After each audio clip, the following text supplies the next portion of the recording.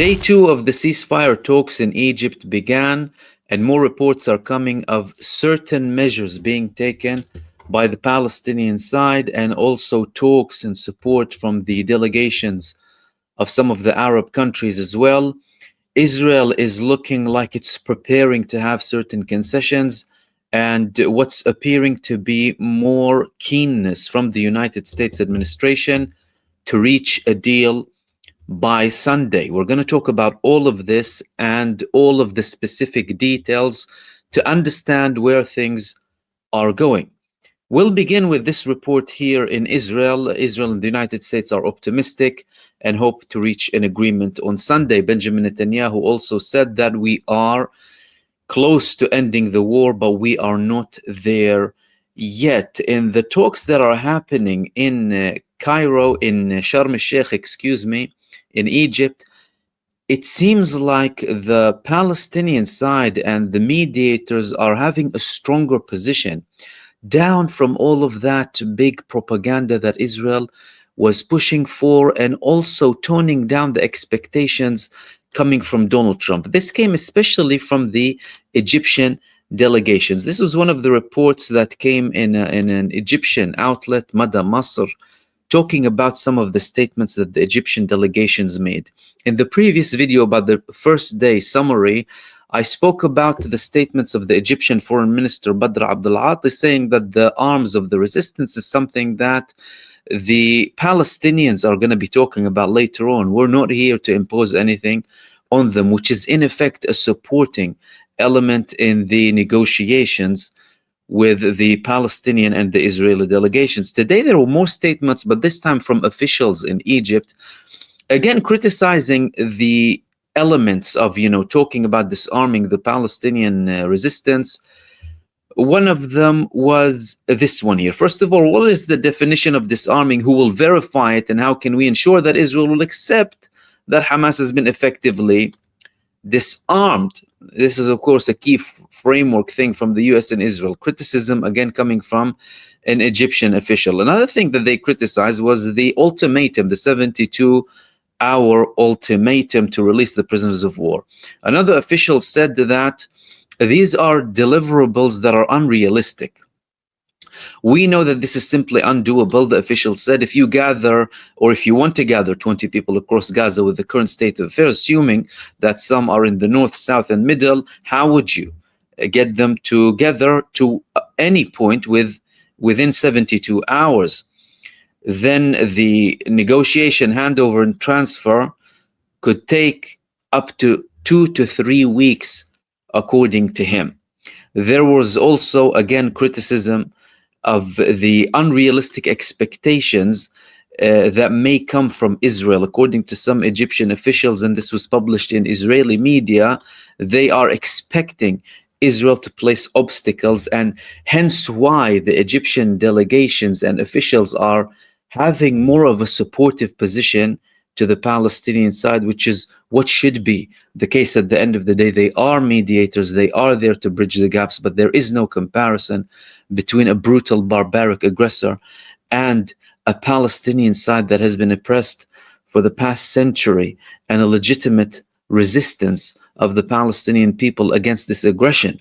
And these things will prove to be very effective and also bring results should this deal go ahead. What else happened? So Benjamin Netanyahu had calculations, and he is facing challenges from the far-right camp inside of Israel, especially Bezalel Smotrich. The backlash that Netanyahu is getting from Smotrich was in the form of a statement that Ben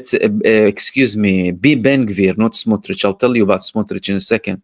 Ben Gvir said we cannot agree under any circumstance to a scenario in which the terrorist organization that brought the greatest calamity upon the state of Israel is revived.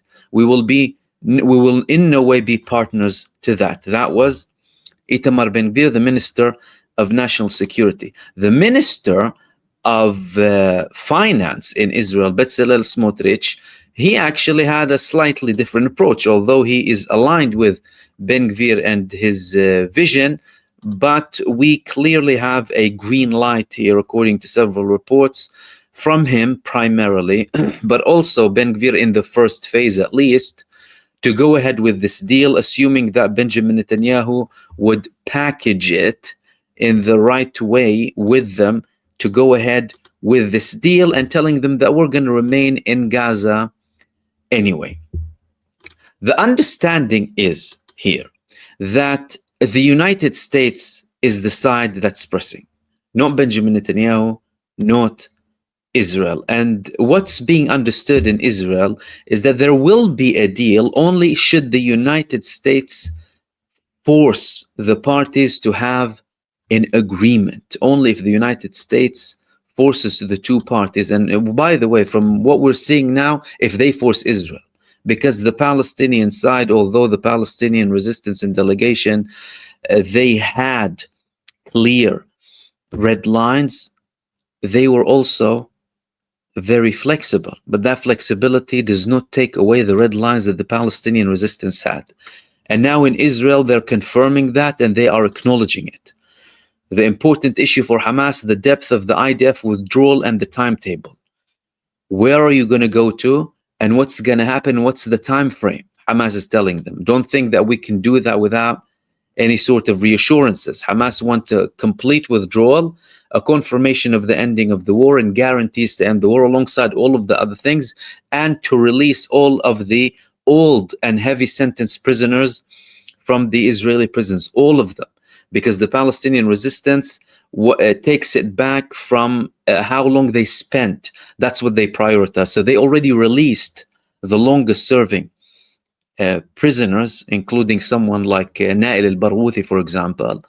And now they're waiting to release the rest, and also depending on some of their senior figures, names like Marwan al-Barghouthi, Ahmad Saadat, and several elements in the Palestinian resistance like Abdullah al-Barghouthi and As-Sayyid. Both of them were in the armed wing of Hamas too. Clearly Hamas is pressing on all of their releases, although Israel wanted to have a veto on them. This is not working from a Palestinian side, and the resistance is insisting that they are to be released. They need to be released. And today, the Hamas source said that the release of occupation prisoners must coincide with a full withdrawal from Gaza. So they're opening their cards straight and telling everyone as it is and what they're expecting.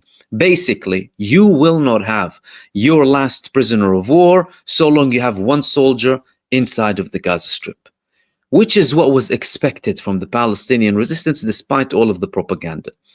It wasn't realistic to expect the Palestinian resistance that sacrificed so much with the sacrifice of the Palestinian people to tell Israel, hello, hey, presto, come take all of your prisoners of war within 72 hours. Again, a time frame that has been put there by none other than Donald Trump, because he's in a hurry with the Nobel Peace Prize that he wants so badly.